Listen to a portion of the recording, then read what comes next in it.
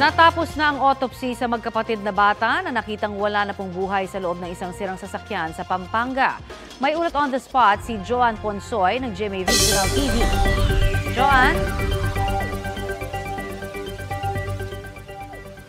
Connie, patuloy nga itong sinasagawang investigasyon ng otoridad sa pagkasawi ng magkapatid na natagpuan sa isang sirang kotse dito sa Santo Tomas, Pampanga. May mga nakalap na raw na CCTV footage ang PNP Santo Tomas at patuloy ang pag-review dito. Natapos na rin ang autopsy ng dalawang bata at hinihintay na lang ang resulta. Hinihintay din sa ngayon ang death certificate ng magkapatid para malaman kung ano ang cause of death. Ayon sa PNP, bukas ang mga pinto ng sirang kotse nang pumasok ang mga bata. Sira rin lahat ng bukasan ng pinto ng kotse sa loob kaya sa labas lang nabubuksan. Totally close ang lahat ng bintana.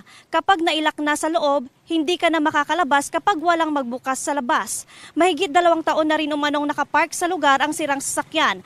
Tinitignan pa ng pulisya kung sino ang may pananagutan. Connie, maghihintay naman daw ng 1 o 2 araw bago nga mailabas itong resulta ng autopsy. Connie?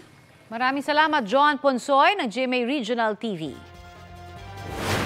Kapuso, para sa mga maiinit na balita, mag-subscribe sa GMA Integrated News sa YouTube.